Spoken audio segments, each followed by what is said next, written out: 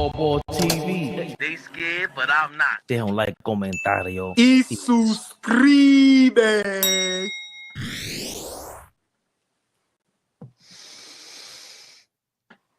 Yeah. This Twitter thing ain't hooking up, man. Trying to get back with our Twitter folks, man. Hold up. Dang, how dare I? Come on, man. I got it ready. Ball suckers. I gotta get ready. We live. I didn't hear anything. Never the little way, y'all. What's good?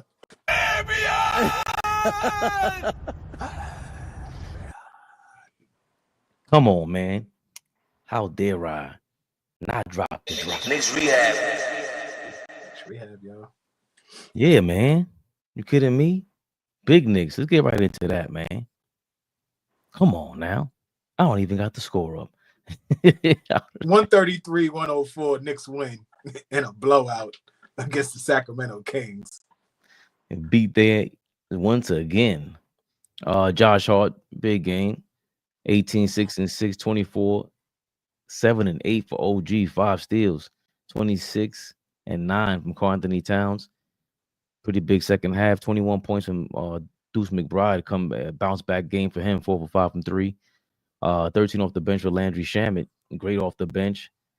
Campaign, decent minutes. Bridges had 15 points, 8 assists, 6 of 10 from the field. OG played 37 minutes. That was the most. Everyone else had 31, 33, 31. 31. Wow, gonna give me hiccups now? How dare you?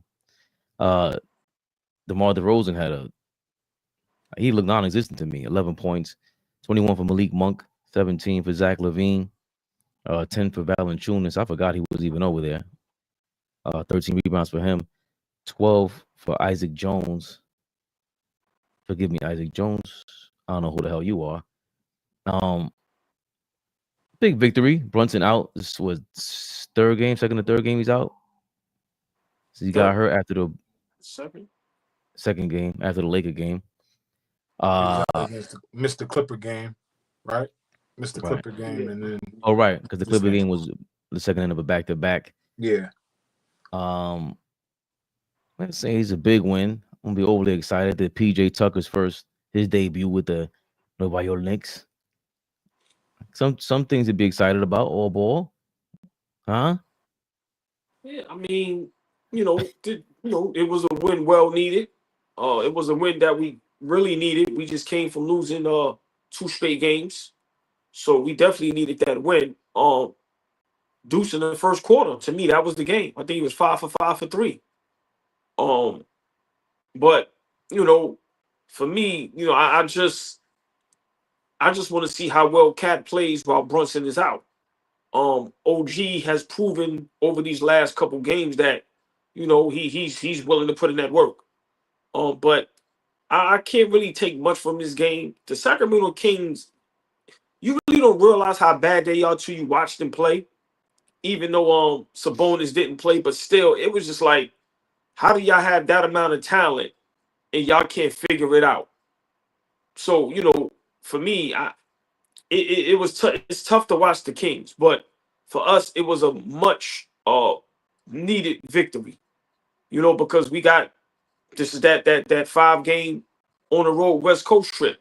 With Portland and Golden State coming up, and like I said, losing to the Lakers and the Clippers in the fashion that we lost, and our guy going down. This was definitely a game we had to bounce back, because losing 3 in a row and then going to Portland and Golden State, that would have been tough. So, I like how Deuce was aggressive in the first quarter. Like I said, 5 for 5 for 3. But I'm watching Cat. I'm not really watching nobody else. I'm watching how Cat holds it down, because we have to be honest. Brunson is always getting hurt. He's always getting injured. And we gotta be mindful that what if he does have to sit out a game between the playoffs because of an injury? Can Cat hold it down? So for me, I'm just watching Cat. Like I said, he had a good game. Not a dominant game, but it didn't have to be, because like I said, it was the Kings. And the Kings is really dirt. I like the moves they made in the offseason. but it can't get it together. To have all that talent and be struggling like this is why De'Aaron Fox wanted to get out of there. Mike Brown might have not had no problem, even though I understand. But bad basketball team. But for us, much needed win. Much needed win. I was just happy we got the win, fellas. I'm being honest. Tom Thibodeau, listen, man. He has to start putting trust in some of these young guys. And I know Flea's going to attest to this. He has to start putting some trust in guys. 37 minutes for OG is too many minutes against the Sacramento Kings. Story B. The beautiful, the lovely, the extravagant. Tori B is in the building, y'all. Y'all know the drill. Say what up to the beautiful ladies. La Turia. But yeah, I just feel this stretch that we don't have Brunson. We got to be careful and not overplay guys, because we can't have no more injuries. We can't have no more setbacks. So, Tom Thibodeau, he's on a hot seat. And you're gonna explain like why he doesn't play certain players, and it's like I don't think he could take that chance. And for me, that just shows the type of coach he is. I don't know if you're a good or great coach if you don't trust your players, especially now.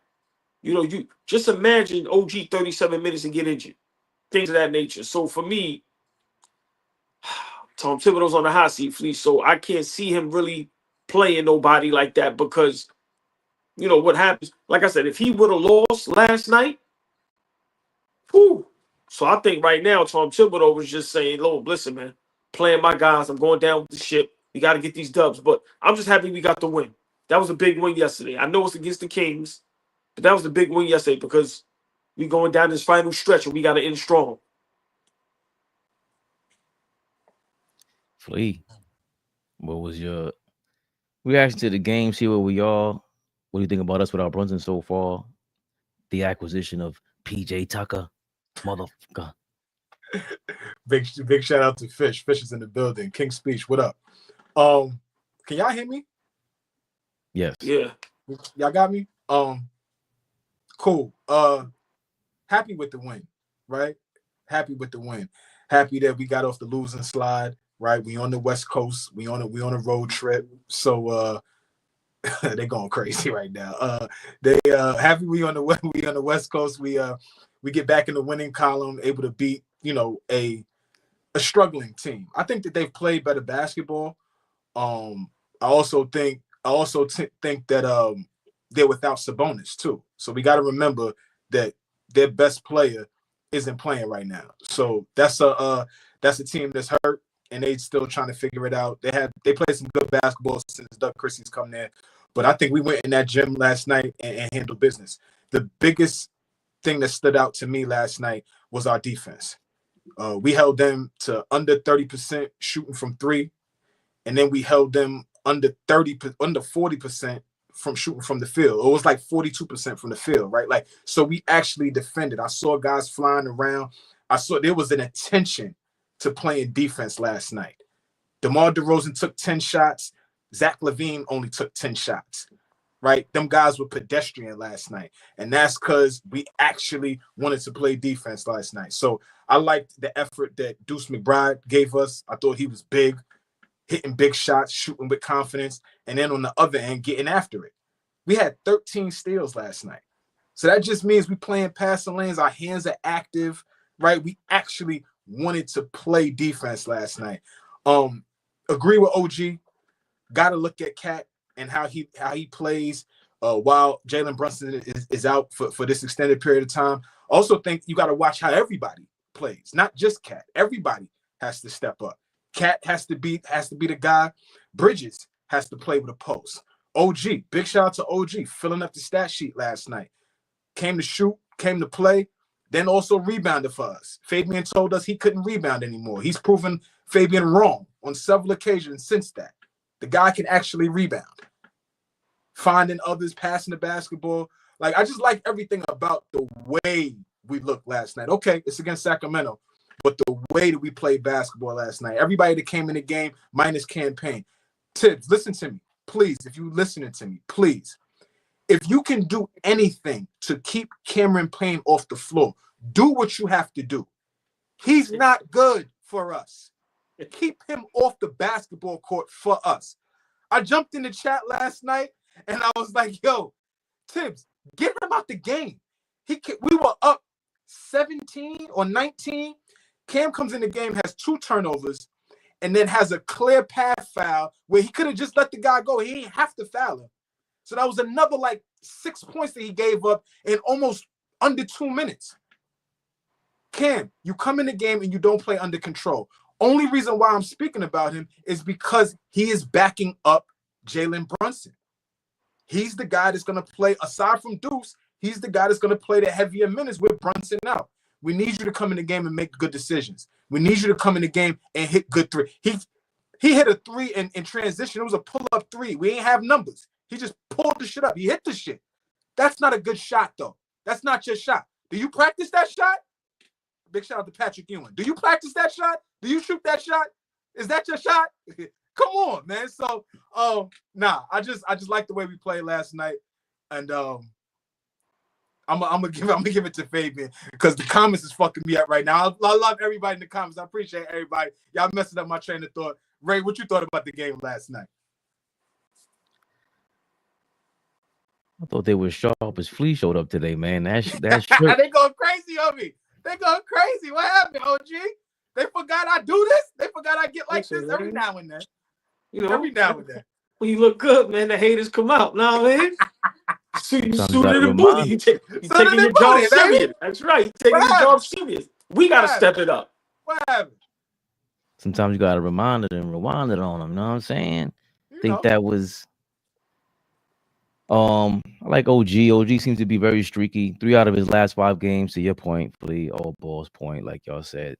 6, 7, 9 rebound games. He's averaging 6 in his last 10 games. He's averaging 6 rebounds a game, only around 5 for the season.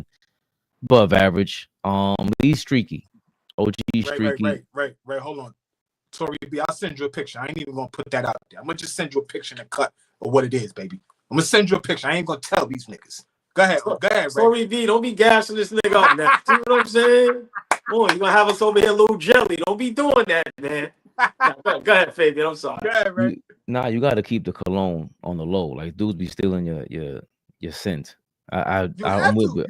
Yeah. Sometimes you try to share with niggas and you got niggas like fish. You got niggas like fish.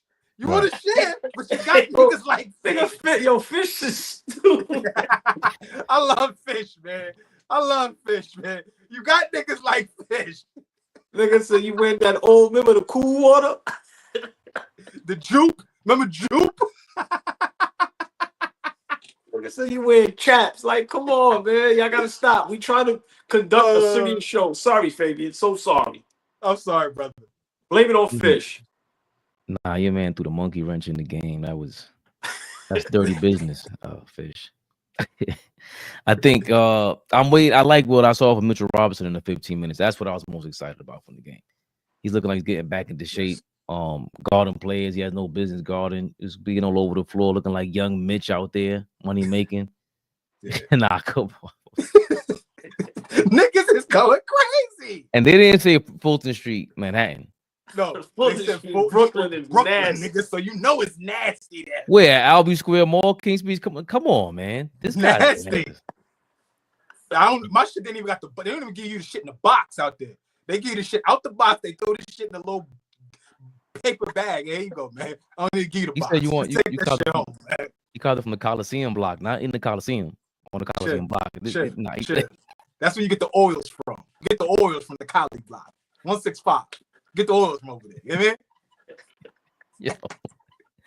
I did like what Mitchell Robinson looked like yesterday. You know, we're gonna have to. We always talked about it. I think the Tom Thibodeau thing will go nowhere. It's tough to see the rookies. They play 4 minutes. I just looked it up. I didn't even realize that. You know, we talked about it ad nauseum. I don't want to keep stressing that with Tom Thibodeau. Got to play the rookies. That's gonna you don't trust him, Ray. He don't trust them.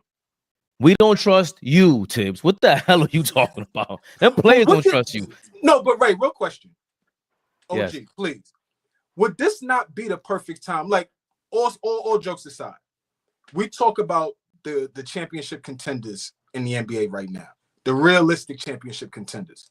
The Knicks aren't one of them. But if we're talking about what we can do going forward, Brunson is down. We're getting into we're in the last quarter of the season, making our way into the playoffs.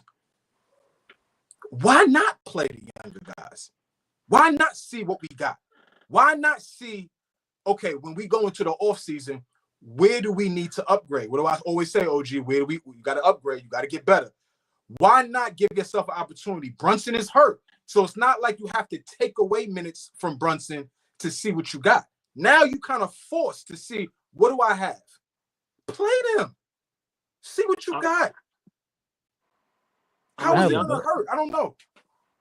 I had a better question. Like, it feels like the Knicks and everybody else lost championship hopes along with y'all, or maybe AllBall. But why wasn't that the case back in November, December? I didn't understand that. You know, I know Cat was rocking, but what's the difference between, because they believe they're in playoff championship contention, then if that's the case. That's why you're not playing them, right? That's the only reason you have to do that. I'm hearing people say that all the time. Like, if you're a rookie and you go to a championship team, don't be prepared to not play.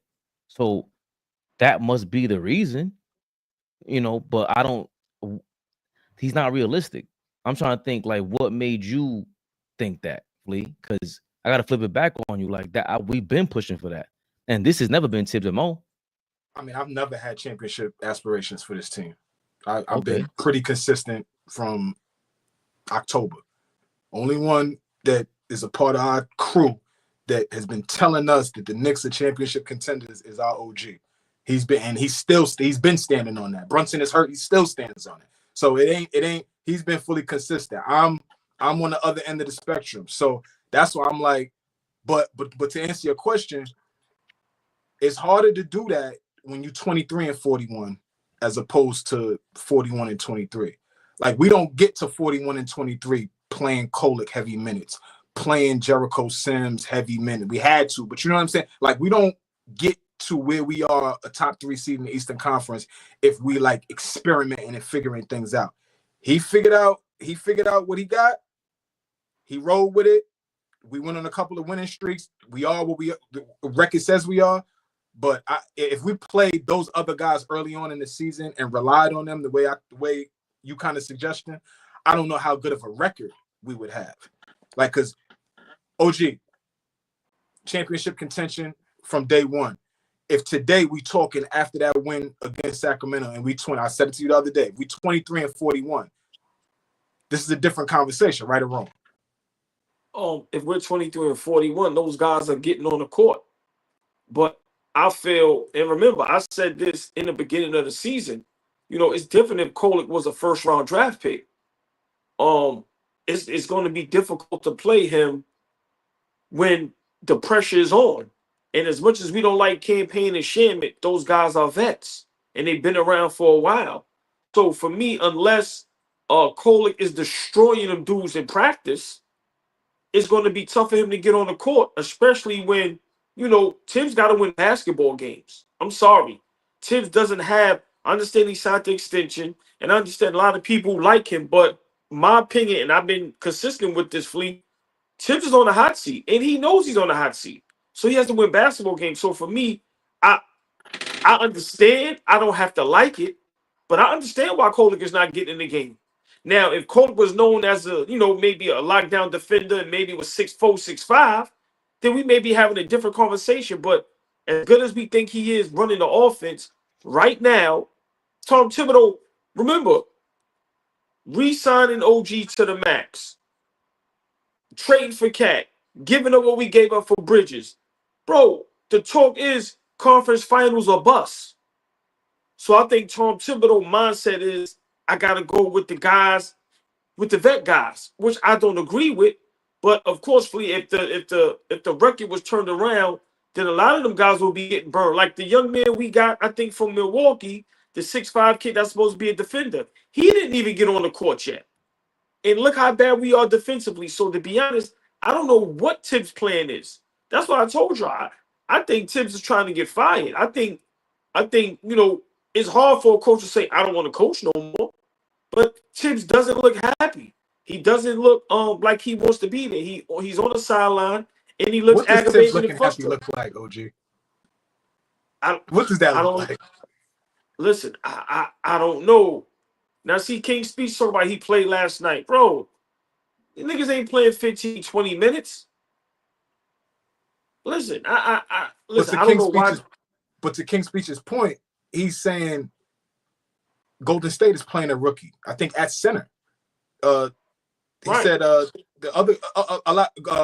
Lakers are playing rookies, right? Obviously, Dalton Connect gets a lot of minutes.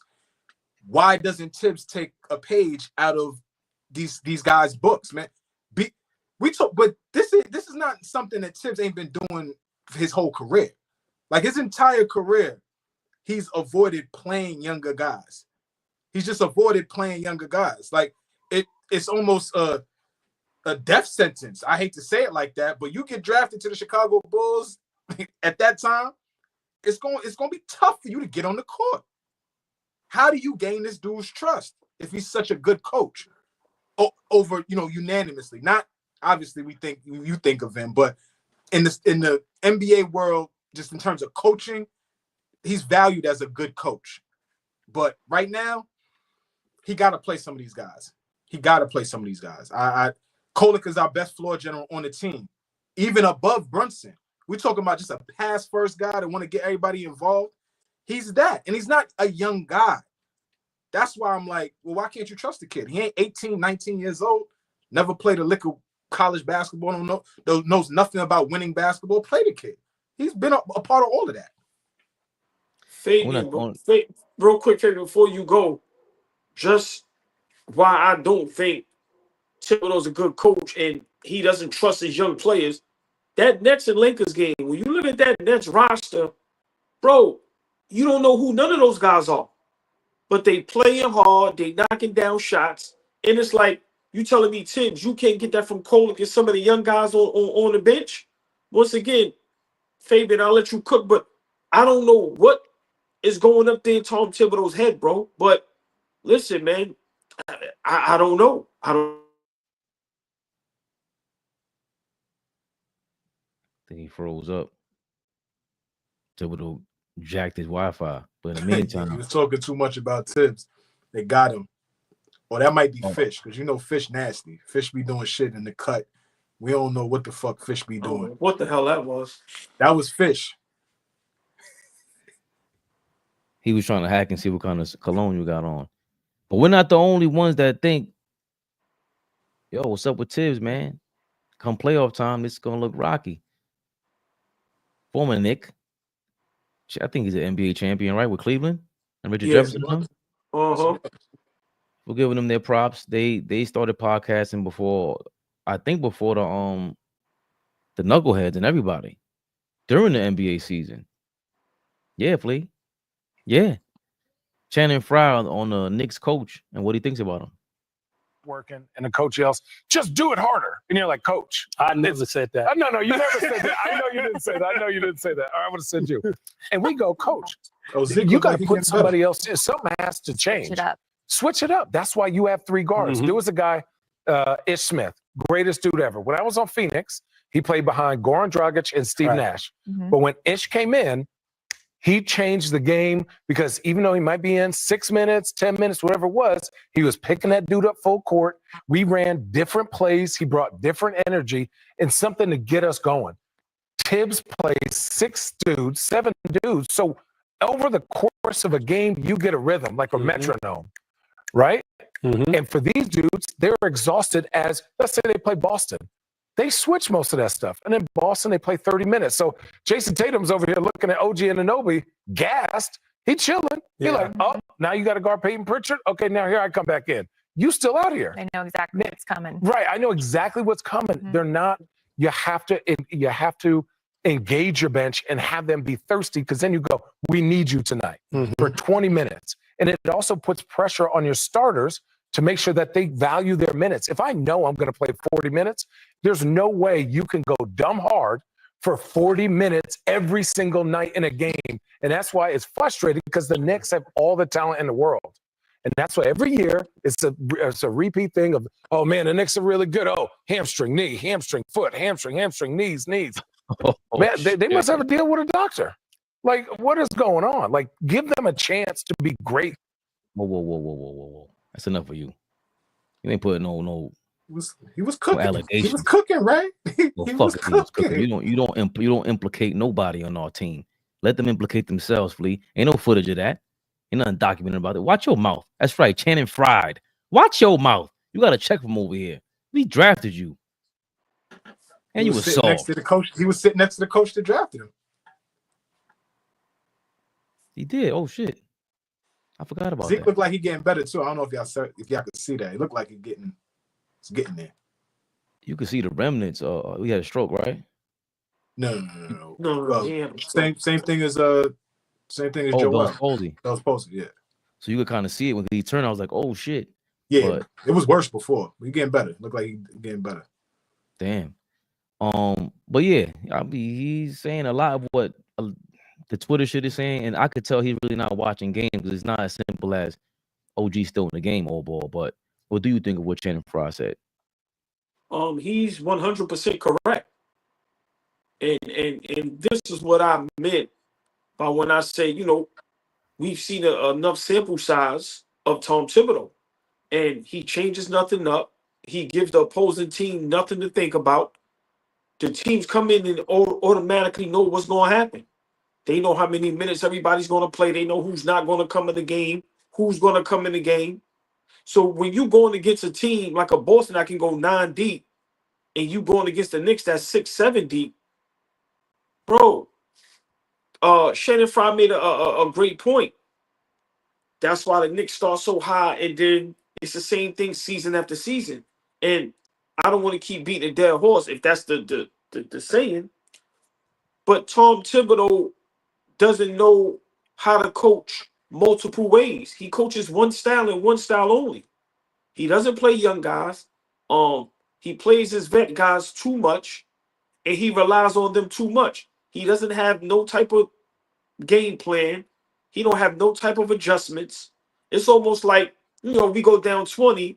It's like, all right, Brunson, just get us back. That's it. Shannon Fry, that was great, because he broke it down, and he played for the Knicks. And let's not get it mistaken. A lot of people are watching the Knicks because we're fun to watch. So now when we're on TV, we're being watched every night. So guys are watching, and those guys in the league are talking. And I'm pretty sure when they have them talks, I'm pretty sure Shannon Fry may ask, a superstar. I don't want to give a name, but a superstar. Hey man, would you play for a coach like Tibbs? And I can imagine what they say. I think these are talks. And for me, Tibbs got to get it together, like he said. And we've been saying it. I know I have been. We have the talent. Now, maybe, some people don't agree that we have the talent to win a championship, but we have the talent to where, like I told y'all, we either got to make a move, or if we're going to keep this same team, we got to get a better coach, because I think better coaching will have us in a different place where we may be more respectful, more dominant, and we will play a better brand of basketball. But Shannon Fry, I 100% agree with what he said. Tom Thibodeau has coached the same style for probably 15, 20 years. And this is why at times it's so easy for us to be beat. That example he made with Jason Tatum was spot on. That shit was spot on. Oh, OG still in the game? I know he winded. Put me back in the game. Got him. So, smart coaches, smart teams, they know how to watch that and play on that. And for us, Flea, what I always say, we never take advantage of the mismatches. But when teams play against us, they take full advantage of the mismatches. They know, that pick and roll cat is fool. They know Josh Hart and them going to be dead tight in the fourth quarter, because you know what? Them dudes is already at 30-plus minutes. So I think Tibbs is too easy to coach against, and it shows season after season. That's why we can't get over the hump. So I 100% agree with Shannon Fry. Yo, man, he said he couldn't have said it much better.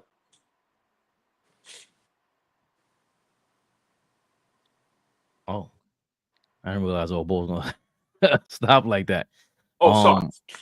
Flea, what do you think about Shannon Fry, the former Knick, sitting next to the guy who drafted him?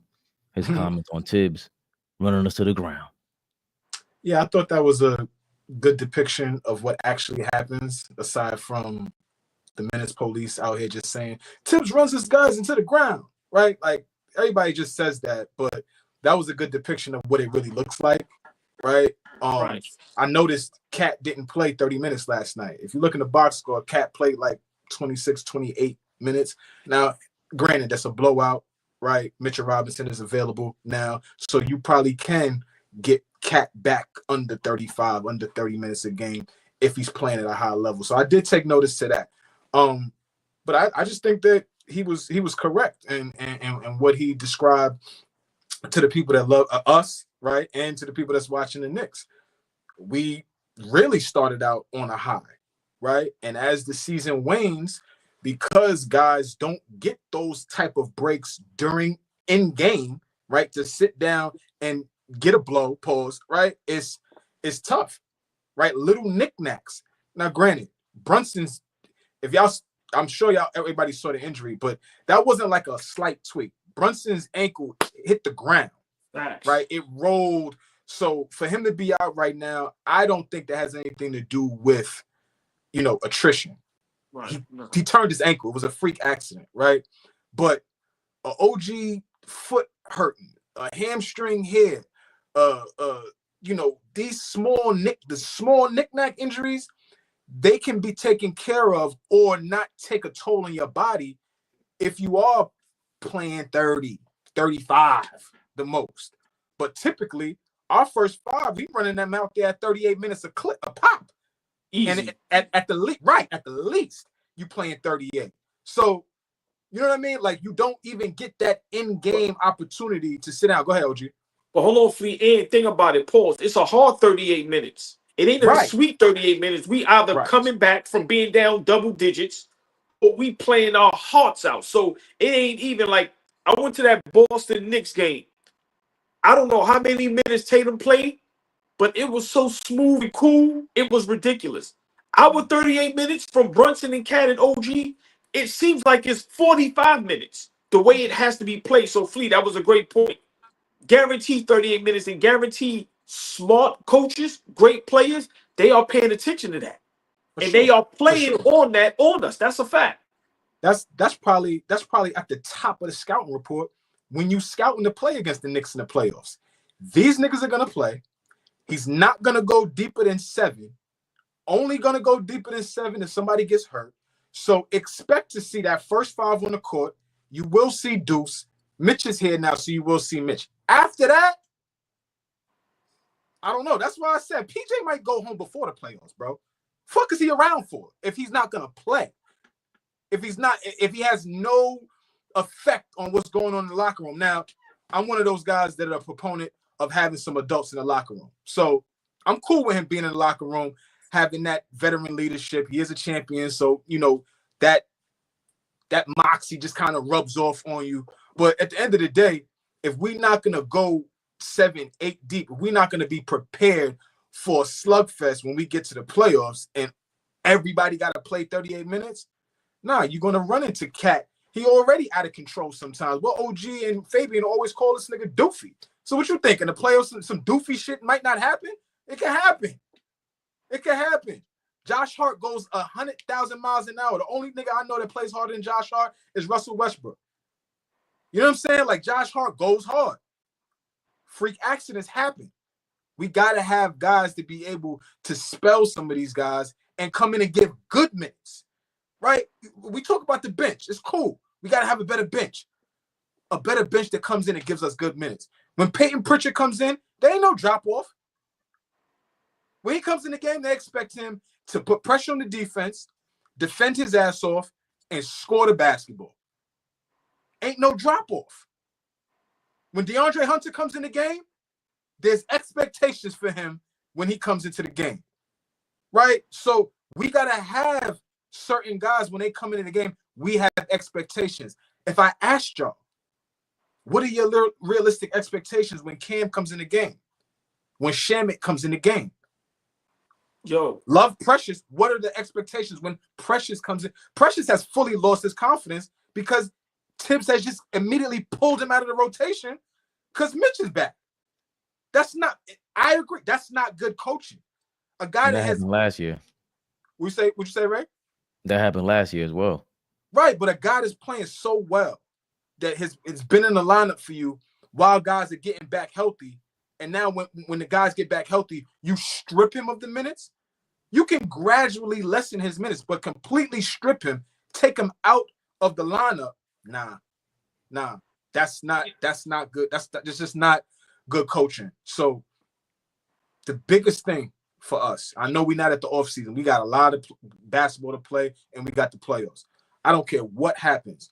The biggest thing in this offseason, if we don't do what OG is saying, which is change the coach or make a big splash in terms of like a blockbuster trade for a superstar, we got to bolster our bench. Have to. Hey, Fabian, just real quick. Those players that Fleet just named, Hunter, Pritchard, and then, you got a lot of other good teams that got good guys coming off the bench. Think about this.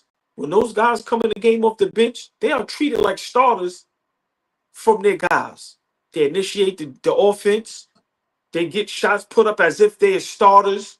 Yo, man, that is a big difference. When Payne Pritchard come in the game, like Flea said, there's no drop-off at all. At all. And that guy is treated as if he's Jason Tatum on the court. He gets to put up shots. When he's on defense, they let him defend. He yo, man, so I agree with Flea. If we don't make a big splash, whether it's a blockbuster trade or another direction with a coach, yo, man, we have to get somebody real good to come off the bench. Or we get somebody to start, and then you got to have Hart or Bridges come off the bench. But we have to boost that bench up. That is mandatory. Imagine having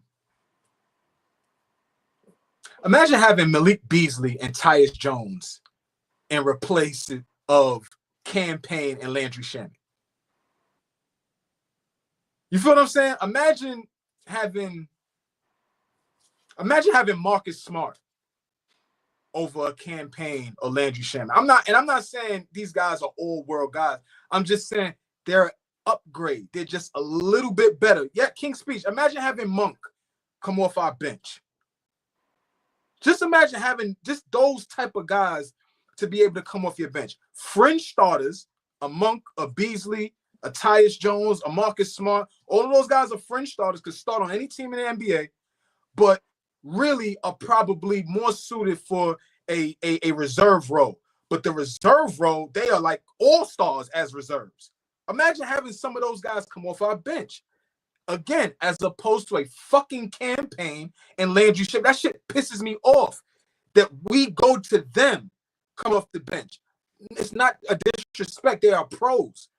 But for the drop-off from Brunson to campaign, that's a drop-off. That's a drop-off. We got to be better with this bench. Have to. That's got to be it for us.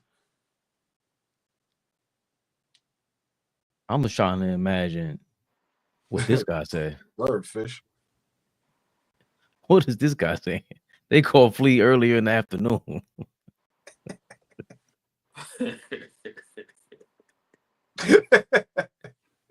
RP, you dirty dog, you. You dirty dog, you. What do you think he said in that classroom today, AllBall? Oh man, listen. It's not dog. What I want to say, we might lose our page, man. Listen, man. I got inside information that man right there with the clipboard, all he was talking about to them kids was keep your eyes on the prize, baby. Baba. You kidding me? Great job, Ray. Great job, Ray. Yeah, Ray. Basketball season is heating up, and Prize Picks is the best place to get real money action while watching your favorite sports. Sign up today and get $50 instantly when you play $5. You don't even need to win to receive the $50 bonus. It's guaranteed. Download the app today and use code CLNS to get $50 instantly after you play your first $5 lineup. Download the app today and use code CLNS to get $50 instantly after you play your first $5 lineup. Prize Picks. Run your game. Baby Bubba. Baby Bubba. I need nothing but Baby Bubba's in the comments right now. Everybody drop a Baby Bubba, please. Baby Bubba. Can I say something real quick, Fabian, before you do what you do? Fleet, I love the PJ Tucker move. I don't know if he's in shape. Hopefully he's in shape. But the reason why I love it, like I said, it's not going to cost us anything. At this point, what other move are we going to make? The trade deadline is over. He's a champion. He's a voice that we need in the locker room, and especially on the sideline. Like him yesterday on the sideline just looked good. Just getting guys excited. I think he can hold people accountable, and he knows what it takes to be tough and hard-nosed. Like I said, at this point, you know, look at our coaching staff. Who's there to hype anybody up? Who's there to tell anybody anything? Like I said, man, them guys are just sitting there going to sleep, getting free money. And like I said, Tibbs is just there with his arms crossed. I don't never hear him say anything to anybody. So I know it's a joke. I know people want to laugh, but like I said, at the end of the day, I don't see how it hurts. I'm not saying he's going to get on the court and revert back to the future or, back to the past and be the PJ Tucker from the Milwaukee Bucks that can guard KD. Not saying he could stop KD, but at least, make it a little difficult. I'm not saying that. But let's not forget, he does hit the corner three. Once again, I don't know if he's in shape. I don't know what's going on. But to have some type of toughness, some type of vet on the roster, like I said, that can tell guys what they're doing right, what they're doing wrong, especially defensively, because we probably the worst defensive team in the league. So I like the move, because once again, it doesn't hurt us. Like you said, it's a 10-day. We don't have to keep him. We don't have to play him. But I think we should sign him for the rest of the season because, once again, he can help on the defense, and that's especially energy. Be that guy that if somebody fouled Brunson too hard, he might run on the court and defend him. We need all of that at this point. So I like the move. And I think when it first when he got waived, I had to let y'all know. Y'all laughed at me, but it did just so happen we picked him up. But I like the move. I honestly like the move. Listen, Ray, I'm just laughing and joking about the PJ Tucker thing, right? But in all seriousness, I think I talked to y'all about this like offline, how important it is to have veterans in your locker room or a vet, right? The league is so young now. They have pushed all the guys out. You probably could count on two hands. Out of 30 teams, you could probably count on two hands how many teams have that just one vet that just holds guys accountable, keeps guys acting like adults and not knuckleheads, right? You go over in Houston, Uncle Jeff is over there. You go to Denver and DeAndre Jordan is over there. You go to now to New York, PJ Tucker is here. Very, very seldom do you have a team that has one of those guys from the old guard just still around, just policing and making sure that we understand what we're doing, just understand the moment, right? And so I laugh and joke, but if we are going to try to make a playoff push, I know we're in the playoffs, but just make a run, PJ Tucker will be vital just staying in OG's ear, staying in Bridges' ear. If Bridges loses confidence, he has two bad games. We play Detroit, and Cade is kicking his ass, and now his confidence is in the toilet. We need a guy like PJ Tucker. Hey, he's a great player. He's going to score. Get back to it. You know what I'm saying? She's in the building. The beautiful, the lovely Miss Darlene Bryant, y'all. Please, y'all know the drill, man. Say what's up to the beautiful ladies, and please be respectful. Darlene Bryant, good evening. But Darlene B, you're late. Darlene B, you're late. Yes, Darlene B, you're very late. You're very late. We love you. We love you. You're late. Fabian, did you see what James Harden said? What he quoted as far as like, he's like the NBA right now, the league doesn't have enough vets. Enough vets. He like, you know, guys that can show these guys how to be pros. So like I said, I like the move. Like I said, it doesn't hurt us. It can only do nothing but help. Like I said, we don't have to play him. But his experience, him being a vet, him being a champion, listen, man, I don't see how it hurts.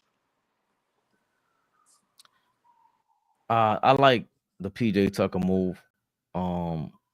Now in terms of how he inspired Josh Hart, pushed him, it seemed like.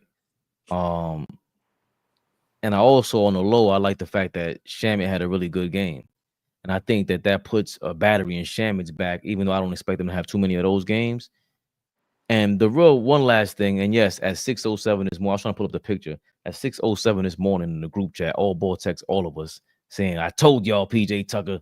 And y'all said, hell no. I said, hell no. And Flea said, man. Because you said you couldn't find the text. You made it seem like I was lying, which half the time I am lying. Hey, listen. No, you was spot. He wasn't even on my radar. He was like, man, we need a nigga like PJ Tucker. I wanted to tell OG, shut the hell up, OG. What are you talking about? Hold on. Big shout out East Blue Drew. Come on, bro. You family. You been in the building. Love always. You know that East Blue Drew. What up, baby? But yo, Drew, don't take no dap from that nigga now. Don't take no dap from that nigga now, man. The pressed AllBall, calm down. That's disgusting. RP, relax. We know how he'll get down in Australia, but not in New York. Keep it classy, RP. Come on, man. What I say, be respectful to the ladies. God, come on, damn, man. RP. Come on, let's switch it up. Let's switch it back up, Flea. Oh, yeah. Nigga switched his hat. OG, you seen that? You seen that shit? He did that shit so smooth. Yo, OG, did you see that? Did you see that shit? Here comes the hater. This nigga just went Hollywood on us. Go ahead, this man. Nigga switched the hat up on niggas, and he's taking the glasses off because it's not rehab no more. Come on, exactly. Gotta make sure we on point. I love the PJ Tucker move because I believe if there's anybody that will speak to the minutes problem and the rotations in that locker room, it will be PJ Tucker. I don't think he's gonna be quiet about anything. And somebody on Twitter said the Knicks been playing like Williamsburg, and PJ Tucker has straight Brownsville energy, and I couldn't agree more. I couldn't agree more. He does have Brownsville energy. He did. He said, I did everything I could to get on this team. He's just gonna be loud. He's hitting that court like no problem, boisterous, and the king of boisterous sports media. He was checked last Friday by the king, the Kang himself. Shout out to Uncle Ice, LeBron James. 4 days after recovering from being chumped on national TV at one of the most high-profile games, he landed on Stephen A. Smith, landed on Gil's Arena, and he finally spoke up and has had time to recover and react to the incident that took place on Friday night with LeBron James. What do you make of LeBron confronting you in the aftermath of that situation? I thought it was weak. I thought it was some bullshit. But in the moment, I knew that I was listening to a father. Here's what happened.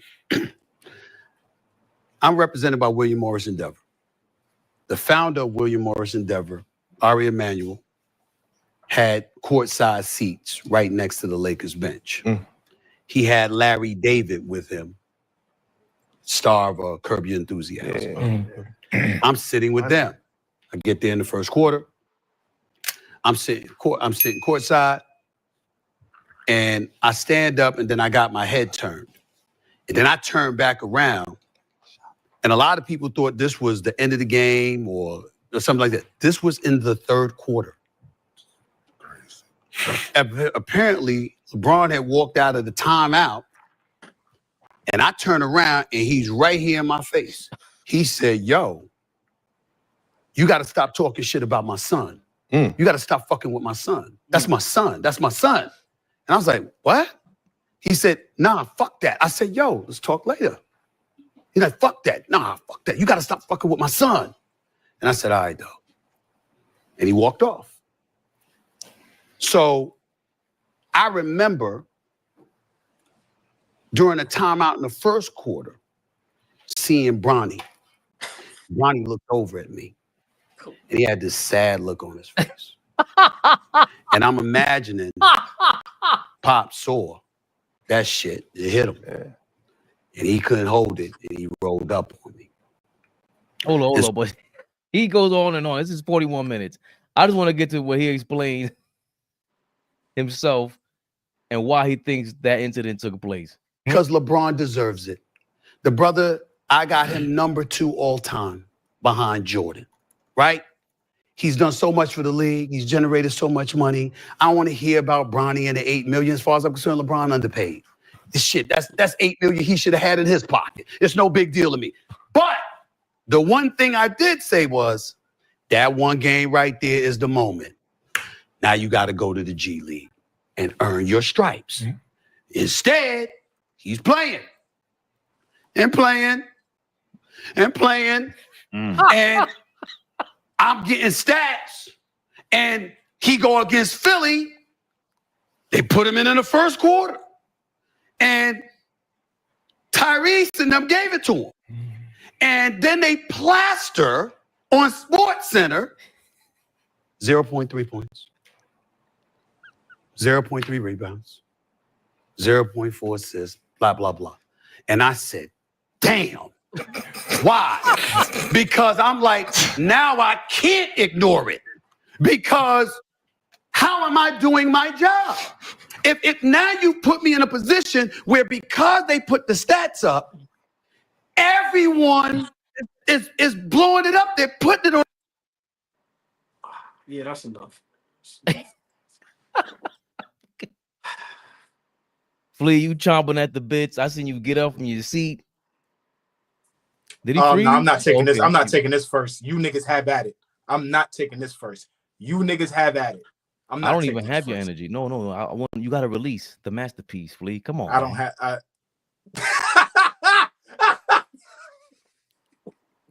What happened? I don't know what type of show you running here, brother, but you need to release what? What's going on over here? The masterpiece. That- What are you talking about? That was man? funny. No, Ray. Don't All run right, from that. That was all right, funny. you know. That was funny. I man. mean, Don't run from that. I'll go first. At this point, you know, I'm gonna just be honest. I really don't give a, you know what. It's starting to be corny. It's starting to get weird. People be calling me and talking to me about this. I'm gonna say no names, but like I really get DMs of this, and for me, you know, it's funny because Gilbert and them was on their best behavior. I'm gonna get there, OG. Do what you do. I'm gonna get there. Do what you do. You know, the bully tough guy King and Martin, best behavior. Gilbert didn't really allow Rashad McCants to, you know, but everybody was on their best behavior. So for me, you know, I don't get that. And I'm not saying, you know, brothers got to fight or argue, but I think Stephen A. on that show, it could have been much better. I love the beginning, how he entered like the Coming to America, you know, the entertainment part. But I'm just, like I said, everybody on their best behavior. I don't get it. But the Bronny thing, I think at this point, it should be over with. But, you know, we just have to be honest. You know, I'm going to just say this. The problem I think everybody has is, and I've never heard nobody say this, and I thought about this today. LeBron James, a lot of his fans, right? They revere him as probably the greatest they've ever seen and the smartest basketball guy they ever seen. You know, a lot of people say he's the smartest, IQ, all of that, business, what he did off the court as well as on the court. And it's hard to fathom that he made a mistake. I think LeBron James tries to be perfect when there's no such thing as a perfect human being. And I think the direction that he took with his son, people can't fathom that. Wow, he made a mistake. So I think people continue to try to make it right, excuse after excuse. So for me, that's what I look at it as. Like, to me, it ain't got nothing to do with Bronny. LeBron did something and he didn't win at it. Remember, the man is a winner. Everything he does, from business with his friends off the court, movies, just everything. Family man, what he does on the basketball court. And this one time, he did something that was wrong. And it just so happened it has something to do with his son. But I think people are making too much of it because they don't like Stephen A, which I get. A lot of people don't like Stephen A. But like I said, him on Gilbert today, it could have been much better. I thought it would have been much better. I thought him and Kenyon was going, hash some things out and have some discussions. I thought him and Rashad McCants was going to go a little harder, pause on each other. I don't even know why Swaggy P was there. He could have stayed home, to be honest. And Gilbert Arenas, being who he is, just sit there and does nothing. So, but like I said, I think the Bronny thing, I'm over it. I'm tired of talking about it. But it's news, so we have to talk about it. But I'm going to leave on this note. When I talk to people about Bronny James, this is what I always say. The guys that got drafted before him or after him, that's not doing great in the NBA, that's doing worse than him, that's averaging less than him, that are not that good. When people say, well, what the first and the second and the third pick do? This is where I go with that. Whatever they did in high school or overseas, because people always say projection. Remember, y'all, projection. How they looked in high school and overseas is why they got drafted. All I say is, and I'm going to leave it at this. If you're a person that watches the game, what did Bronny James do in high school and in college that he should have been drafted? Some of these guys that we say is trash, some of them is 6'9", was overseas averaging double digits, going crazy. It just so happened they come to the league and they ain't doing nothing. Some of these guys in high school averaging 30, go to college, average double digits. So now they're being drafted. For me, I keep it plain and simple. From high school to college, I don't think you did enough to where you should have been drafted, no matter what the round is. That's the only argument I have. Everything else, they can have it. The fatherhood, the personal stuff, I don't care about none of that. But, the Stephen A. Smith, he got a little cocky, got a little crazy, cursed. And like I said, for me, a week later, you dressed up like Nino Brown. Like, I get all of that. It's like, but Flea, I'm being honest, I'm over it. I think people making too much of it. They making way too much of it. And now it's to the point where I seen Dan Leberton now. Big shout out to them, great platform. But now I seen a thumbnail where now they asking, do you think LeBron will ever be questioned for taking something? And it's like, what? So for me, this opens up doors that is just like, I'm over it, Flea. I hope we ain't got to talk about it no more. I hope after today that Stephen A. Smith went on Gil's Arena finally. Hopefully he doesn't talk about it anymore. Because like I said, it doesn't make any sense. They're making it more than basketball. I'm strictly talking about basketball. I don't mind nepotism. I'm just being honest with you. I really don't. Flea, Fabian, y'all family. I own the business. Y'all kids need a job. Come on. We gonna learn on the fly. Y'all my family. But you got to be able to do the job. All I'm saying is, him in high school and college, you didn't average 20 in high school. In college, you didn't even average 5 or 6. To me, that doesn't say you're an NBA player. And the guys that got drafted, and I'll leave it at this, the guys that got drafted after him that people are saying is trash, that you hear, well, what did so-and-so on them do? Look at what they did in high school. Look at what they did in college. Or look at what they did overseas.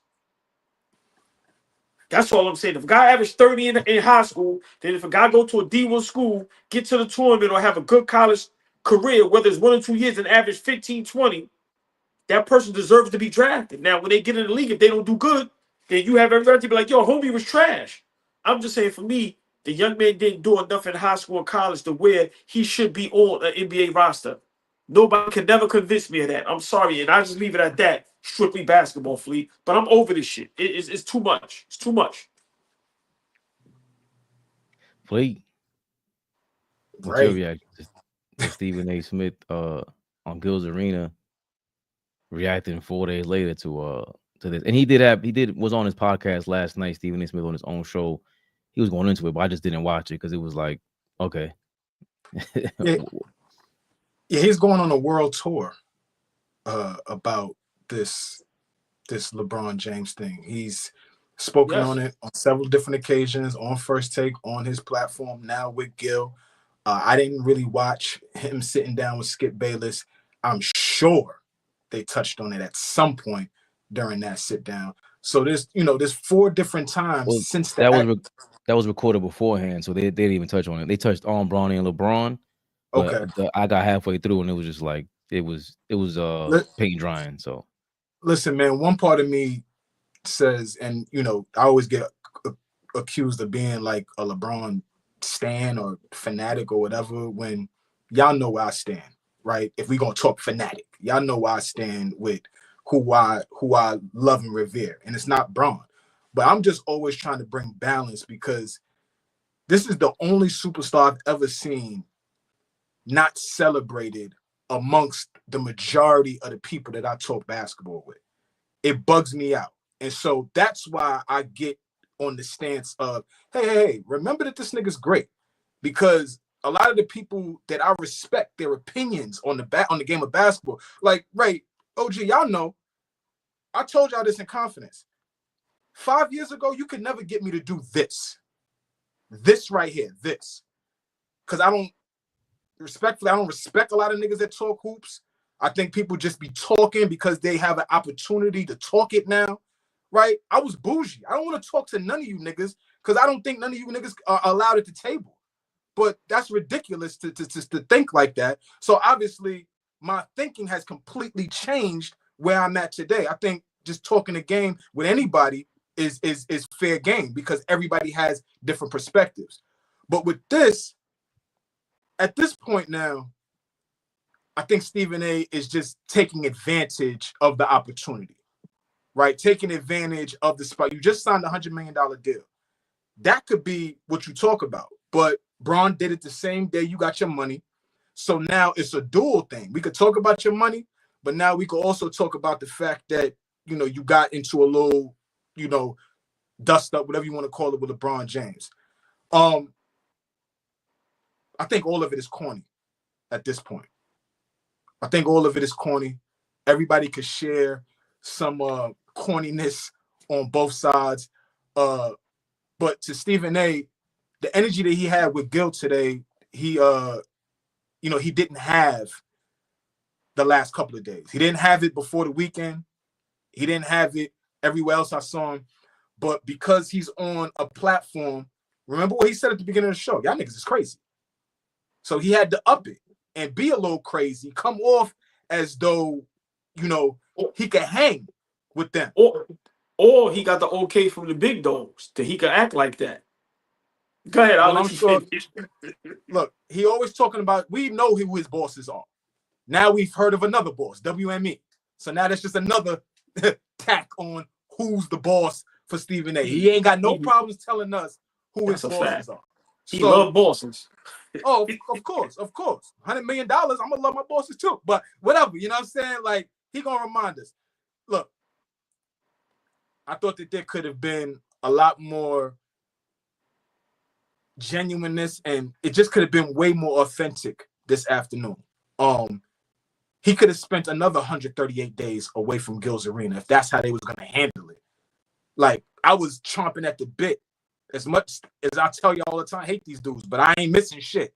Like, I wanted them to handle it in the way that anytime we watch Gil's Arena, they're always fiery. They're always close to how we interact, how we interact with our supporters in the comments, how we interact in a barbershop. I think they all like embody how we actually talk. But as soon as they got an elder statesman in the room, things was different. The energy that Kenya Martin has, and big shout out to Kenya Martin. You still got me blocked, big dog. Keep me blocked. Fuck you. But like Kenya Martin could have had the energy, but he ain't have the energy that he was having for the buildup. I can't wait to see him. I ran up on him in Puerto Rico.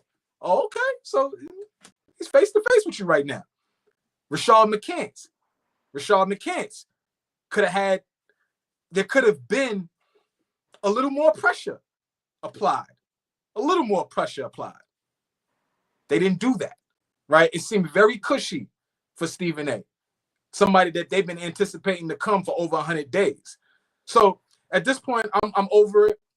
Like I said, I realize, and not my brothers, I love y'all, but I realize that people's comprehension skills are not the greatest. So I'm not even going to try to get into me explaining my view on Bronny and the situation and all that kind of stuff.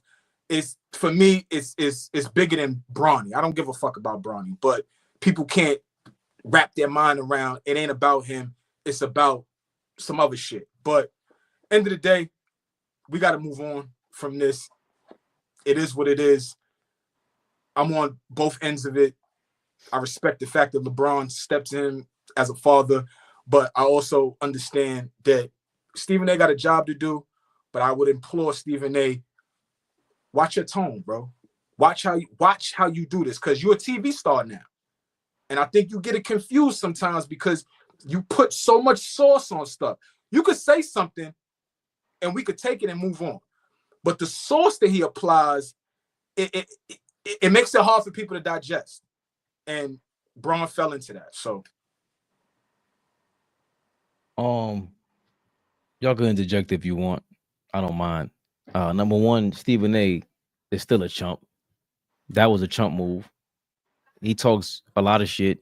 Anybody that I know that talks like that and gets stepped to like that, we make fun of them till the cows come home, and you ain't allowed to talk like he did today, ever again.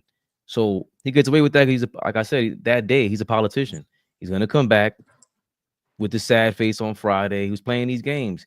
He was caught up in, I guess, getting a new contract, whatever.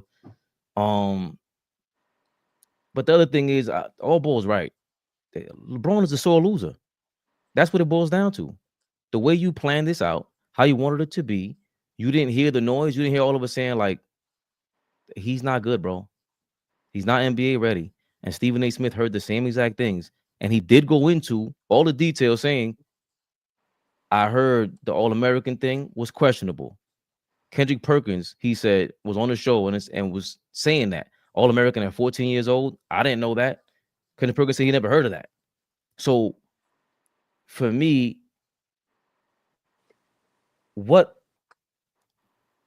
just that moment for LeBron, he was dead wrong.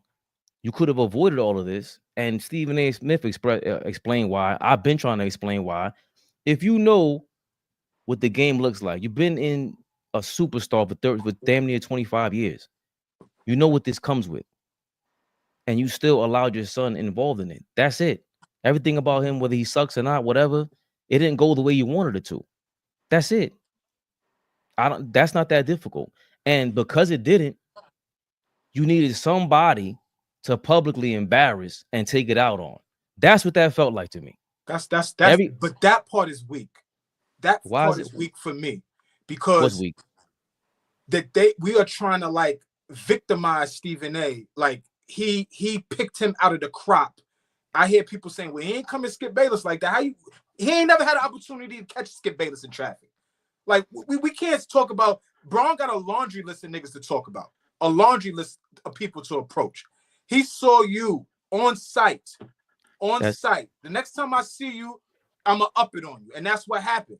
How can we act like Stephen A. is some victim? That's fine, but I don't remember this much. This is your son you're dealing with, and you're walking into a whole new world with the pressure on you. Of course, you're going to be sensitive to your kids going through something. Of course, you're going to be sensitive to your kids being talked about like that. That should never be the argument. That's the part that I don't understand with you, Flea, and anybody else arguing that. Of course, we're sensitive to that. but you put yourself in that position. That's my problem with it. You should have seen this coming a mile away, Mr. Court Vision. That's the thing that I'm pissed off about. Like, bro, and it's LeBron fans only that's stressed about this. I will never understand that. And I'm all about accountability. I don't care who you are. If I make a mistake and Flea calls me up and tell me you were wrong, all right, tell me why. Got no problem with that. There should be no problem with telling LeBron, yo, you were wrong for that, for bringing him to the league and doing all this. We don't know if Bronny really wants this. Yeah, who wouldn't want to make it to the league if you've been playing basketball? You're 19 years old. Who the hell doesn't want to be in the NBA? Yo, man, the kid almost lost his life. This couldn't even be an opportunity. This opportunity could not even be available for that young man. Like the added part to that is I'm a father who almost watched my son die. Yeah, I'm gonna try to do everything I can to make his dream come true before he fucking dies. Right? Nobody even looks at that side of it. You can make your face if you want, OG. The nigga almost died. But Flea, you died. So hold on, Flea, hold on, Flea, because what we talking about? Hold on, Flea, because me and you just agreed, like, bro, it's getting out of control. This talk is getting too much, and then now you go with this. Once again, I get what you're saying. We have a conversation. It's over, but we have a conversation. Come on now, come on now. You know that. Yeah, I'm just saying, Sugarman, what up? I'm just saying, you know, for me, you know, and I'm glad the young man pulled through, you know, but for me, I'm talking about before that. Where I stand at, this would have never been a problem if LeBron didn't tweet out what he tweeted out when Bronny was a junior in high school, or if he was a senior. So for me, I'm talking about before, you know, he had that tragic where he, you know, I'm glad he's okay. But for me, I said this in the beginning, way before that. You cannot say, you know, low key with the LOL and all of that, my son low key is better than half these niggas in the league right now. You cannot say that, because you know what you do? You open up that door now for niggas to go, oh, word, okay. And then when he get there, I don't care what pick he is. See, people, that's the excuse. Well, you don't scrutinize no other 55th pick. Yeah, they father never said when they was in high school that they better than everybody in the league. So for me, this conversation, I try my best to keep it basketball. And like I said, I've been consistent since the young man's been a junior in high school when I've seen a couple games. And it's like, if we all say we know the game of basketball, tell me a kid that's 6'1", maybe 6'2", okay, he's athletic. Who's not athletic? Well, I know I'm not athletic, but who's not athletic at this point? 6'1", 6'2", didn't dominate in high school, didn't even average 20. You get to college, you didn't even average 10 points in college. Now, we know you had the serious, you know, problem, but you bounce back. We grateful for that, because we don't wish that on nobody. Let's get that correct, right? But now at 6'1", maybe 6'2", you're not a great defender. You're not a great ball handler. You're not a great shooter. You're not a great free throw shooter. You cannot run the offense. I'm saying, how can somebody tell me that is an NBA basketball player that should be drafted? That's where I stand at with it. And that's the other thing. LeVar Ball did. He was talking the same exact talk. I'll beat Michael Jordan. I'll do this. I'll do the same Muhammad Ali talk. You see what his sons was doing in high school? You see what Lonzo Ball was doing in college? Let me ask you a question. Y'all thought Lonzo was going to be a good pro? It doesn't matter what. It doesn't matter what they did back then. They're currently in the NBA with NBA contracts, first round draft picks, top lottery picks. It doesn't matter. We're talking about the NBA. And my problem is LeBron James came out and whatever the build up to it was all ball, I really don't even care. My problem is you signed up for this. That's it. And now when the going gets rough, you always bitch up. That's always been his problem. Not one, not two, not three. He's in Miami. He's crying. Everywhere he goes, he's crying. That's it. That's my only problem with it. That's been who you are. Why didn't you have beef smoke for whoever it is you have beef on your team with? We heard the rumors. Why don't you have smoke for Paul Pierce? Where was the smoke at for everybody else on the court? That's it. Why Stephen A. Smith? If he did all of that before and then he stepped to Stephen A. Smith, this wouldn't be an issue with me. But that's not who he is, and you're not being honest with yourself. You're trying to find a reason to say, "Oh, this nigga's out of line," when he didn't do what he's been doing his whole career. Yo, 20 plus years in the league, dealing with niggas talking shit for 20 years. You think you the first one to say, "Yo, niggas is human." So at the 22-year mark, when it had to do with my son, I crashed out. And now you niggas is saying he's weak. Get the fuck out of here. If the first time I crash out is over my son, okay, everybody can get the fuck out of here. That's ridiculous. Listen, if you're walking into that scenario and that happens and you don't expect that, I don't know what to tell you, bro. If you don't, if you're walking into these places, shut the fuck up. That's what you should do. Shut up. Like everybody, not you, Fabian. I'm just saying, like everybody talking like they know, like they understand. No. Why even say something? So Flea, what did we say? Anybody who's high profile, Jeremy Lin, after that Miami Heat game, flamed them. We used to flame John Starks. Anybody gets flamed, bro. I don't understand this part. Nobody is off limits. LeBron James is not off limits, and he's a GOAT to some people. I'm not saying the kid is off limits, but we're highly interested in how good he is, how bad he is, whatever he is. When we know anybody that looks at him knows he wasn't ready. Everybody knows that. This is not like a surprise. So please stop. But let's stop right there. I don't understand how we don't understand why are we paying attention to him. I did not want to pay attention to Bronny James. He just popped up and kept going viral. I didn't create that. They created that buzz. So now all of a sudden when it flops, just like every other album, that shit is trash. I don't care how nice you thought your man was. You hype that up. It's just who we are, it's what we do. And social media built that up. And again, Stephen A. Smith broke down. I could have been riding the whole wave of shitting on Bronny, and I didn't. I chose not to. So you telling us that for what? He's saying you did him a favor? You did him that's what it felt like. I did you a favor by never saying nothing. Now you put me in a position where I have to, and you mad because I said something? Man, he didn't have to say nothing. You've been not saying nothing for years. That's what my point is. Well, like you put yourself in that position. We're gonna go in circles about that then, because nobody forced his hand. Stephen A. Smith ain't. What did he really say? It was dramatic. It's him being him. Look how he flip-flopped in a matter of 4 days. And this is the first, but that's my point, Fabian. The first time you thought you were gonna get away with what you've been doing and building your entire career on, you got checked by this generation's best player, and everybody mad now. Stephen A., we want to hide behind being the radio guy. Get the fuck out of here with that. No, you keep the same energy that you had, like you just said, Ray, when he was doing the dramatics on TV and doing all the histrionics all over the place. Now everybody said, "Oh, it's Stephen A. It's the little guy." Cut it out. But hold on. Little niggas get wedgies and get noogies and get thrown in the lockers too. They're not exempt. Get out. Where is anybody saying that Stephen A. Smith is innocent? He is an antagonizer. He is a shit starter. I started off my whole thing, soliloquy, as he would say, by saying he's a chump. He got punked. You were frozen on national TV. What happened to all that? What happened to you, bro? Could have never been me. I don't care. As short as I am, I'll be like, yo, bro, get back to the fucking game, bro. Who you talking to like that? I don't care you're in front of WME, whatever. You using your balls as an excuse. He's a chump. We know this. Kenya Moore called him out. And that's what made it bad, because Rashawn McCants did start off the whole segment by saying, yo, you stand up, Steve, but you bowed out to the king on Friday. And they never pushed for it. I agree with y'all about that, by the way. They should have pushed and got it rocking with him, because that would have been ill. And Gilbert Arenas ain't really pushed back after talking all that shit, defending Bronny this whole time. But at the end of the day, I don't want to hide behind the excuse of I'm a father, this, that, and the third. All these guys are fathers, bro. Everybody's a father. Everybody's son of somebody. At what point are we going to be? I don't even want to take it. I don't even want to take it there. But all right, because I start asking niggas what they doing for their sons, like LeBron did for his son. And now niggas, nobody's done anything. Everybody get touchy. Everybody get touchy.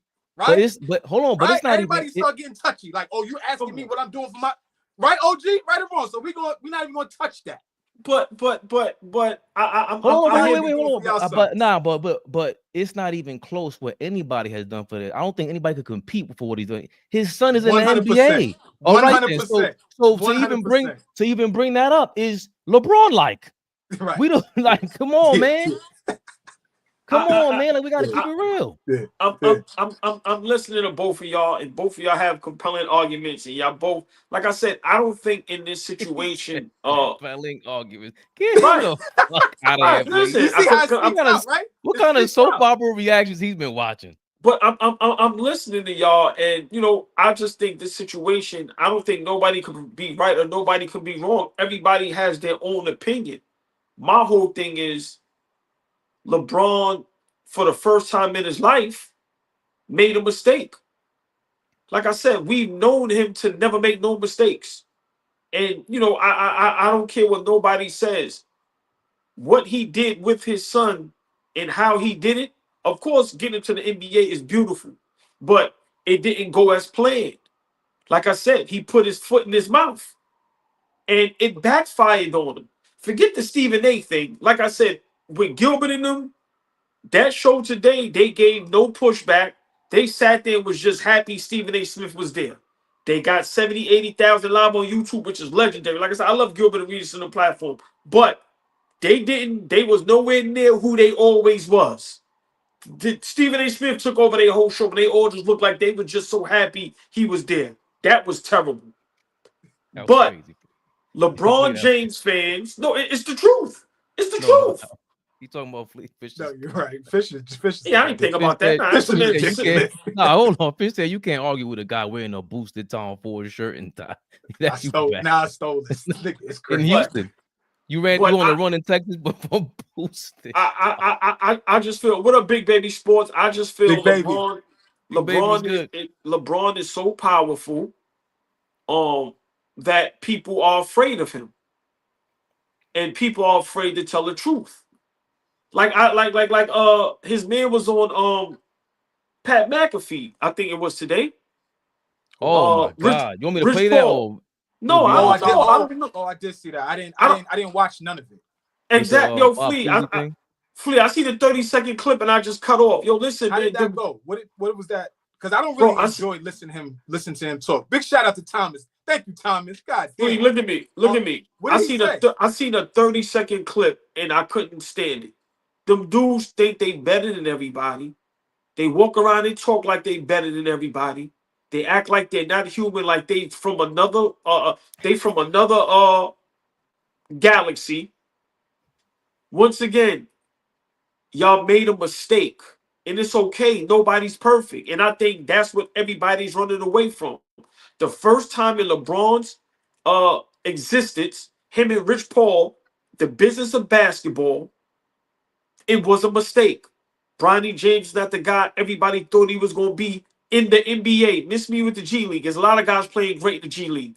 He just gets the light. But there's many guys doing great in the G League. That's the only thing I talk about and I want to talk about. The man made a mistake and he's not known to make no mistakes. Boy, here's my thing. It's because it's LeBron James. You telling me if Michael Jordan would have hyped up his son and he came to the league, we wouldn't have dragged him? Yeah. If he was trash. Dog. See, Flea, you got me. You got us twisted. Not at that time. It wouldn't have been the same. It wouldn't have been the same magnitude. If he would have kept dragging out his son throughout this season, we would have been like, yo, Mike, what are you doing? There would have been smoke for that. He would have benched him. Phil Jackson, Jerry Krause been like, we ain't having that. How loud? How loud? How loud, though? They would have done it on the low. You would have never seen him again. Point. We dealing with a different a society and a time, and so this shit loud, man. This shit loud. This shit is every day, all day. What I said to y'all in the chat, but I'm like, yo, they talk about this nigga all day long. But Flea is also the part of the problem is, bro, he's a super duper star. That's it. This is what it comes with. Your limelight. Yo, what isn't polarizing about LeBron? Everything he does, they talk about, bad or good. It's always split. He scored 50,000. Michael Wilbon got on the TV and said, that's just numbers. What? You scored 50,000, Michael Wilbon. You eat 50 donuts a day, bro. Like everything he everything he does is polarizing. That's all. What's your question, Sugarman? What is he asking? I forget what he asked. I don't know what he asked. Listen. Oh, hold on. Listen, man. No. See. For me, I'm not a fan of nobody, bro. I'm a fan of the game of basketball. I'm a diehard Knicks fan, but I'm a fan of the game of basketball first. What rookie has been criticized his first year? Who can't? Sugarman, we love you. Kobe here we go. Plenty. No. Here we go. No, hold on. Listen. Kobe came to the league He was a fake Jordan. He did not come in. Hold on. See, he was a fake Jordan. This is how it wasn't just him, Harold Miner, Isaiah Ryder. All these guys were coming into the league with that on their jacket. And he was not loved like that. Kobe didn't get the love like that till late in his career. People were shitting on Kobe over the Shaq thing when he caught the case. He was feeling pressure too. So people deal with pressure all the time, bro. And they go out there and they play. They take the game seriously. They take life seriously. LeBron thinks he could get away with everything. You made a mistake, like AllBall said. That's it. People get criticized all the time. That's bullshit. You told me Michael Olowokandi don't get shitted on. Greg Oden didn't get shitted on. Sam Bowie hasn't gotten shitted on for 40 years. Come on, man. That's bullshit. They're punchlines. But they get shitted on because they are supposed to be something better than they turned out to be. Greg Oden, there was clear. No. Hold on. Hold on. He just bing. No, but the facts are, like OG said, all of these guys had a resume. All these guys had a resume before they pulled up to the NBA, and they was caca when they got here. Not good. All of them had a. Greg Oden was in the national championship game. Him, Mike Conley playing against Florida. That Joakim Noah, Al Horford, that team. The national champ. Greg Oden got drafted before Kevin Durant. He was supposed to be everything. Plenty of tape on him on how great he was going to be. Greg wasn't good. He earned every dime of that criticism. We could go on to Michael Olowokandi in college. But the tape was there. They were supposed to be great. Now, Fleet, great point. They all got roasted. People was on their heels, calling them, busting all that. But hold on. Bronny James is supposed to be better than what he is now as well. No. Hold on.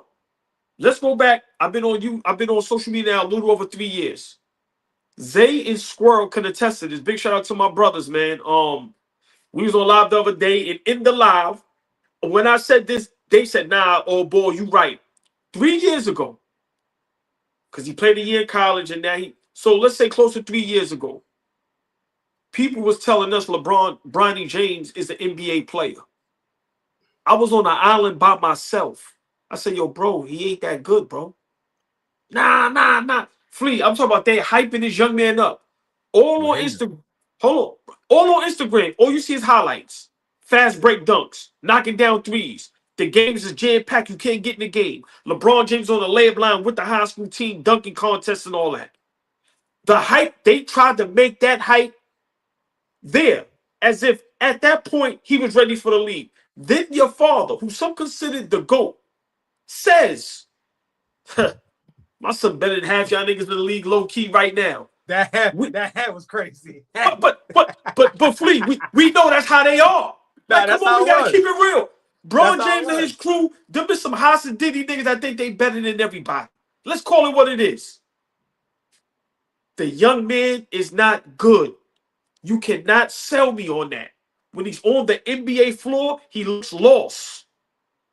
The reason why he's being spoken about like this is because his father put it out there like that.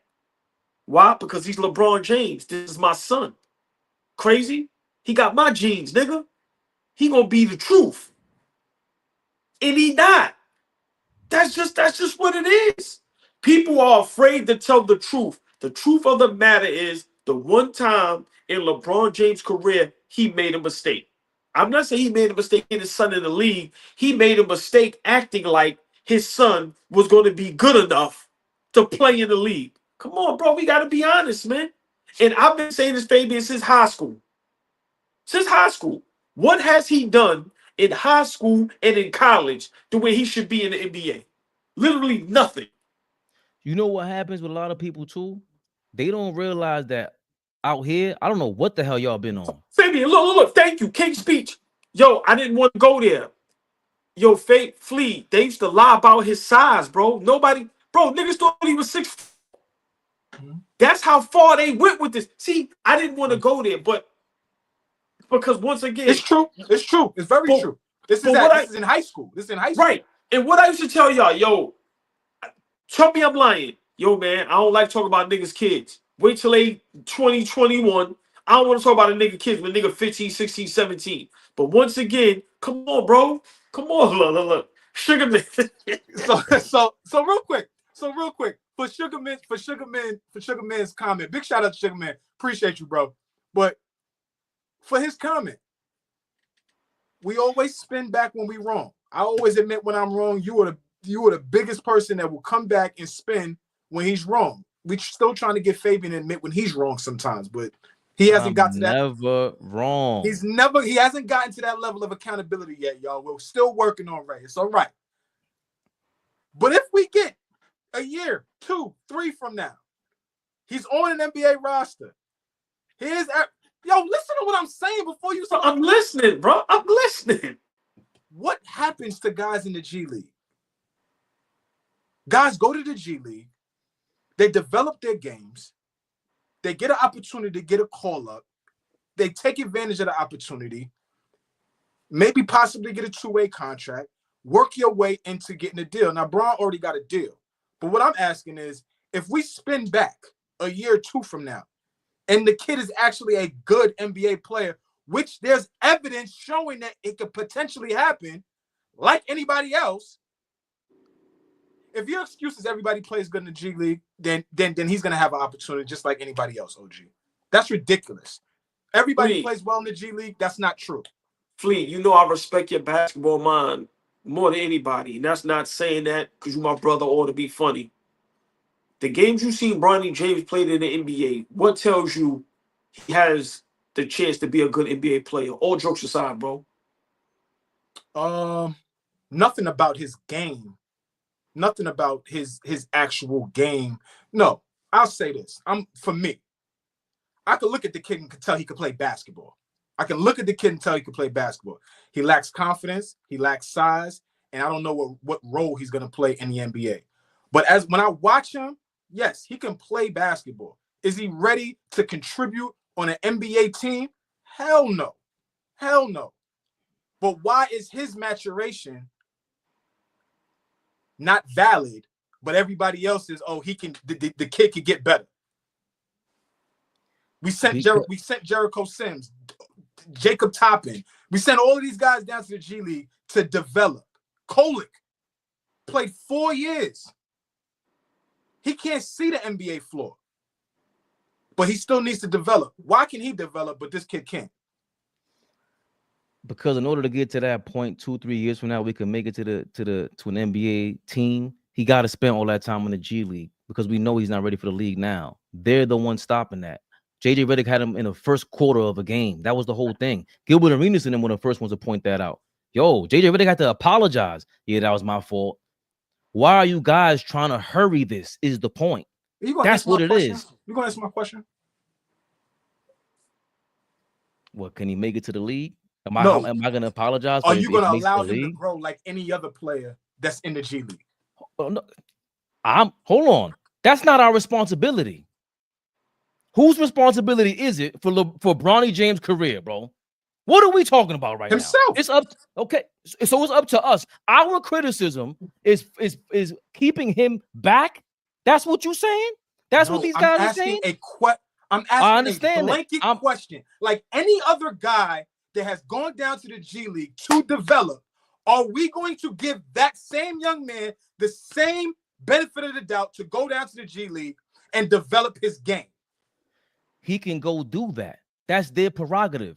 And however they want to get it done. Are we going to spin back because this topic is so polarizing? Are we going to spin back and say, yeah, he got better? Oh shit, he hasn't got much better. Are we even be able to revisit when he develops? That's what I'm asking. Well, hold on, but of course. Well, all I'm saying is that not with this nigga's face in the middle. This nigga's face in the middle says we ain't gonna do that. All right, but again, the way y'all talking about this is like it's our fault that Bronny ain't good? No, Fabian, hold on, slow. Hold Fabian. He gets it. He gets it now. He's playing the game. Look, he gets it now. Remember, we couldn't get Flea to do this. Listen, all you LeBron fans in the comments.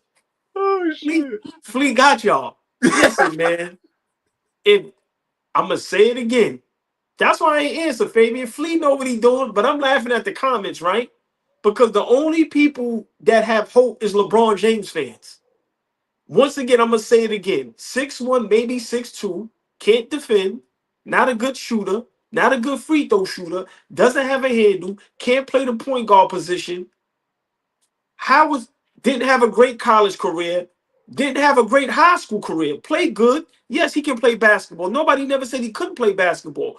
But if you're supposed to be judged off of what you did in high school, what you did in college, if we say it's not Bronny James, and we just go, yo, it's this kid that he didn't average 20 in high school. He didn't dominate in high school. He might not have been the best player in his high school team. He went to college, didn't average 5 or 6. He's 6'1", can't handle the ball. Not a great shooter, not a great three-point shooter, not a great free throw shooter.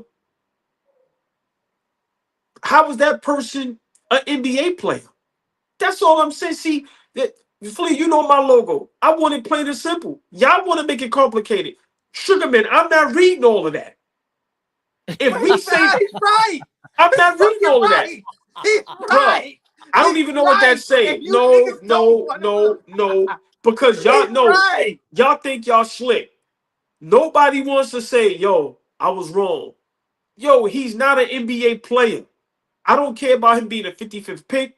I don't care about who his pops is. I don't care about, yo, we didn't judge everybody else. I don't care about none of that. Nigga, we judging him at this point. He ain't no fucking NBA player. Simple and plain. If somebody say they know the game and watch the game, how the hell are we telling ourselves he's an NBA player? Like my man Jeff Teague said when the young lady said, I think a girl could beat a man. And nigga said, nigga, we was averaging 30 and 40 in high school. Y'all know who we beat? Bronny James wasn't doing that. Get the fuck out of here. I don't want to hear that shit, Flea. Flea, you played at a high level in high school. You know what it is. We know who them niggas. Oh, now homie gonna be a problem. 25 plus a game. Go on, man. Miss me with that shit. Come on, bro. Miss me. So for me, like I said, plain and simple. You're not telling me a nigga that ain't average 20. Nigga averaged 4 in college. Every time I see him on the NBA floor, he looks out of place. He looks lost. That's the confidence. 1,000%. No. You know what that is? You know what that is? A nigga pull up and a nigga walks up and looks like he belongs when sometimes he don't. We've been in spots where nigga walk in the spot, they're like, this nigga don't belong, but he walking around like he belongs. Like, Flea. I'm disgusted. Hey, Sugarman. I'm disgusted, man. Sugarman, you family for life, just so you know. Go ahead, Fabian. Go ahead, Fabian. Nah, they're trying to blame us for Bronny's progression not coming up, bro. Can y'all let him mature? That ain't my fucking job. Hey, by the way, like y'all been saying, you want to go there, Flea? He got a father already. How about that? That ain't my job, bro. This is when it gets really real. What the fuck you mean? You go talk to him and be like, yo, listen, we gotta listen to all that. We doing our thing. If I was Braun, I would have been gangster about it. To be honest with you. Yeah, we out here. So what? I would have been doing all that. I would have had him starting he would have never went to the G League. Hold on. Crazy. Hey, Sugarman. That's right. And we stuck with you, family for life, bro. Come on, man. Y'all, listen, everybody in the chat, it's always all love. Understand that. I keep telling y'all, this is the best, rawest, realest basketball talk on social media. Hands down. We see y'all soon. And I keep telling y'all, I can't wait to act like Varnell Hill, but I'm going to finish with this. Flea. You know why he looks like he's out of place? Because he is, bro. Just give y'all a quick story. 30 seconds. I think I'm a real good blackjack player. I really do. But you know what happens when you at the table with the big dogs? And you watching a nigga bet 10,000 a hand, and you just watching how he maneuvering, just his whole swagger, his whole everything. It's intimidating. You know what you sometimes say to yourself? I don't belong right here. Let me go back to the other table where they betting $100 or $500. That young man is on that court. He looking at the speed. He looking at the strength. He looking at the size, and he's understanding. Bro, I don't belong here, bro. And it's okay for right now. Now, can he work hard and get there? Maybe. I don't wish harm on that young man. I don't hate on that young man. But let's stop fooling. 1 for a flat, Fish. 1 for a flat. Everybody let's stop fooling ourselves right now. And because he got some good G League games, we going, yo, nah, bro, I'm telling you, Okay, because when he have 30 in the G League and when they put him in the game in the NBA, what happens? Donut. Come on, man. Stop it. Stop it. Stop it, man. It's everybody's fault. It's his father's fault. It's Stephen A's fault. It's our fault. It's everybody's fault for putting the pressure on him. Sugarman, it's your fault. It's everybody's fault.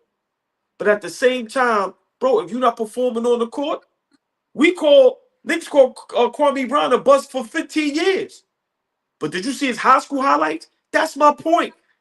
What Bronny James did in high school and college, LeBron James made it seem like what he did up to that level, he was good enough to play the league. And said, my son is better than half y'all niggas. So that means he's better than half the league. Don't you know some of the half the league is some big dogs? He's clearly not talking about that half. So what half he talking about, Fleet? The Bowl half. The fuck? You better than Bobo? I know, I'm just talking about that crop, that half. He's talking about that half of the league. Like, if he's talking about any half. And look how long it took Bobo to figure out how to play basketball. Bobo was way better than Bronny in high school. What the fuck are you talking about? No, Bobo looked crazy. He wasn't. Yes, he was. What? Bobo looked crazy in high school. I don't know what you're talking about. Bobo was decent. Bobo half is crazy. Like, leave it alone. That was fire. Nigga said Bobo half of the league is crazy. Hey, y'all say we disrespected Bronny. Y'all see what he just did to Bobo? Fabian, get us out of here, man. Yo, that was This crazy. woman is your man. It's my fault. He ain't even Matt McClung, whatever the fuck his name is, that won the dunk contest, man. He a G League star too. Flee. Fuck out of here with this.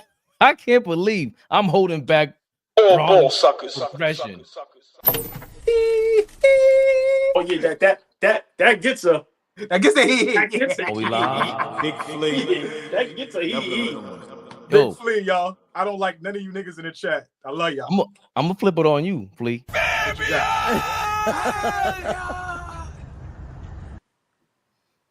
All you LeBron fans and Bronny hopefuls, Don't put me in no LeBron. I just told you about it. What are you doing? you picked the side already. You All already right, picked the side. Cool. 10 toes. What you gonna do? No, don't cut me off. What you gonna do? do 3 years from now? When we have the documentary, the 30 for 30, the Bronny James saga. What you gonna say then? Because y'all love to talk about if he makes the league. Oh, yeah? What happens if he doesn't? You gonna spin the block? You gonna spin the block and be like, yo, man. Unlike you, my brother, my beloved brother, unlike you, accountability is my middle name. I will come right back here and tell y'all, hey, Big Flea was wrong, y'all. That nigga trash. Yo, how long could you be in the G League? Hold on, we got a super chat. I'm sorry, JR. If we can learn. How long that nigga? Remember the old nigga? No, I ain't asked for Yo, you remember? for the Lakers. I ain't asked for that. Come on, y'all making me look bad. Forever.